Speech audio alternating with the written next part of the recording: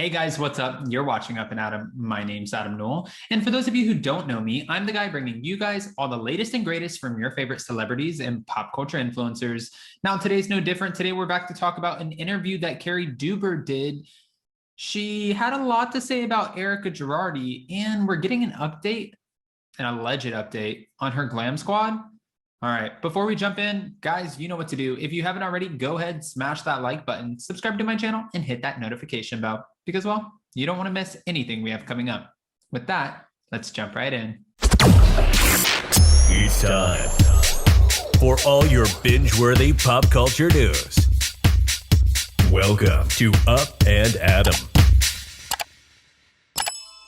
All right, guys, so Cary Deuber from the Real Housewives of Dallas apparently did an interview with David Yontif, and she had a lot to say about Erika Girardi. Apparently, a few years ago, she met her in passing, and she kind of slammed her as a shady person. Now, I don't want to put words in her mouth. This is what she said. I met her once in New York. Leanne Locken was hanging out with her, and we were at like one of those Us Weekly parties. I said hi and kind of sat with her, but she was not very nice. She was not very kind. That's what she added. But hold on, it keeps going. We're all housewives, and sure, I'm from Dallas, but I'm a pretty good person, and I'm kind of a pretty big deal in my own right. So I don't deserve to be treated like this. I love when, okay. I was just going to say, I love when the housewives, like, sometimes I feel like some of these women feel like they're movie stars, but again, they are a pretty big deal in their own right. So Cary Deuber is not saying anything wrong, right? Now, she was asked, what would you recommend for future housewives who want to avoid the Erika curse? This is what they're saying in the podcast. And she said, simple, don't be a shady person, don't have a shady personal life, and then go on reality television. All right.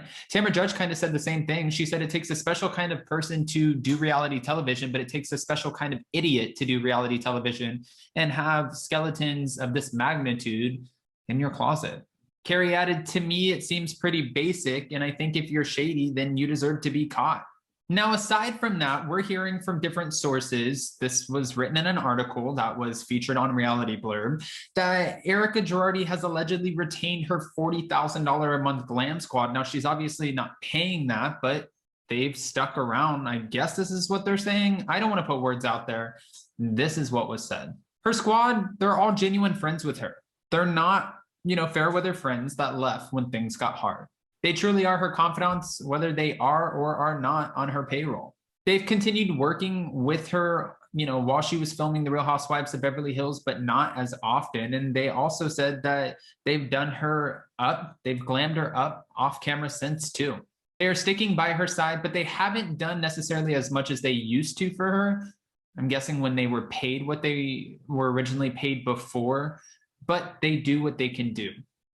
It's nice to hear that not everyone is a fair weather friend. The source also added that every person on Erikas Team has gotten paid and for their work, and they're expected to help her glam up for the Real Housewives of Beverly Hills season 11 reunion. Now, we're recently hearing reports that the reunion is supposed to film sometime this week, which is amazing. I can't wait to see how this plays out because it's going to be one hell of a reunion. We all know we need Andy Cohen to show up and ask the questions that we all want him to ask, but will he do it? And also, we're very well aware that Erika cannot necessarily say everything that everyone wants to hear because she still has lawyers. I'm sure her defense team is still kind of letting her know there are certain parameters you have to stick within. Now, I don't know that for a fact, but I'm just guessing. And they've even said it on the show. Lisa Rinna said, I'm sure there's certain things that she can't necessarily talk about. I have a feeling that the reunion would be no different. But Cary Deuber, why is she talking about it? Is it because The Real Housewives of Dallas, it's been canceled, the franchise is over? Which it could definitely be brought onto Peacock. We don't know yet because they did film a little bit of the new season, at least testing out some women. They just put a stop to it. Cary Deuber wasn't on last season. So I'm reading comments where fans are wondering, are you just talking about this to maintain some sort of relevancy? Or was this just an organic conversation where you wanted to let everyone know exactly how you feel about Erika? And saying that you shouldn't go on reality TV, when you're shady or you have a shady personal life. I'm wondering if Erika is going to respond to that or just be like, I don't even know who you are. A lot of questions that I have here. I'm interested to see what you guys think. What do you think about all of this going on in the Real Housewives world? Cary Deuber commenting on it. And why is Cary Deuber doing these interviews? Or do you think it makes sense that she's doing the interviews because she was on the Real Housewives of Dallas for quite some time? And what does Leanne Locken have to say? I'll have to ask DJ Richie Sky because DJ Richie Sky is a good friend of Leanne Locken's.